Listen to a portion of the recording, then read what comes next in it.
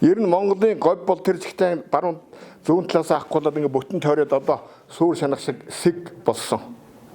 Яагаад энэ алтай уур говийг яагаад нэг бүтэн үлдээч болдгоо Монголын төр. Би энд их бохимдож байгаа. Нэгдүгээрт.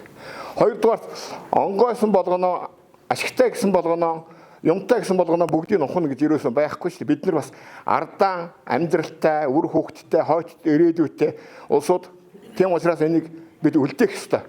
Нэгдүгээрт. Хоёрдугаарт энийг ер нь одоо төрийн энэ хэн ярьлаа, энэ Самья гэдэг хүн ярьлаа. Ер нь одоо судалгааны том лаборатори гэж ярьж байгаа. Үнэн шүү дээ. Судалгааны тийм том лаборатори тэр чинь ерөөсөө ийм юм байгаа. А дараагийн асуудал юу вэ нэгвэл нэг 500 м газар чөлөөлөөд тэгээд хилийнхаа дагуу зам тавина гэж яриад байгаа юм. Ярьсан. Тийм юм байхгүй нэг асуудал. Хоёрдугаар асуудал энэ 2014 оноос Чимдээ сайхан бэлэг гэдэг хүн ерөнхий сайд байхаас эхэлсэн л дээ нэг. Тэр үед энэ Алтай нэг зохиолч галерейд гэдэг нэг хүн тэргүүнтэй хэдэн залуу хэдэн нөхдүүд эсэргүүцээ зогсоосон. Тэгэхэд энэ аймгийн засаг дарга Амгалан Баатар байсан. Улдаан аймгийн засаг дарга. Тэгэхэд мөн ярьж байсан. Одоо өнгөрдөг хугацаанд Амгалан Баатар ярьсаар л байсан. Одоо их хурлын гишүүн болчиход энэ намар оруулж ирлээ энийг. Энэ ямар ашиг сонирхол байгаа юм.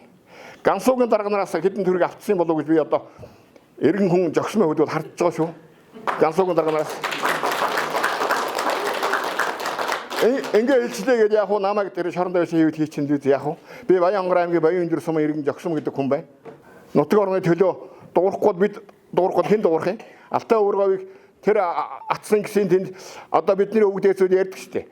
Османы дээрэнцэд баардагчингууд тэрвэр дээр нь тонууд гэдэг нутгийн гүн рүү орж өнгөтэй өтөө болгоно авч ийсэн. Тэнд зайсан ноо гэдэг нэлгч тэднийг хүйсээр нь тэмтэрсэн.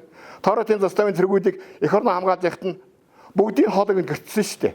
Одоо манай нөхцөл байдаг тэр баг хоолойг ялгаа байхгүй бас асгийн дээрээс хоолойг нь гэрчсэн. Тэгж хоолойгоо гэрчүүлэн хамгаалж ирсэн нутгийг бид хамгаалахгүй өөр хэн хамгаалах юм?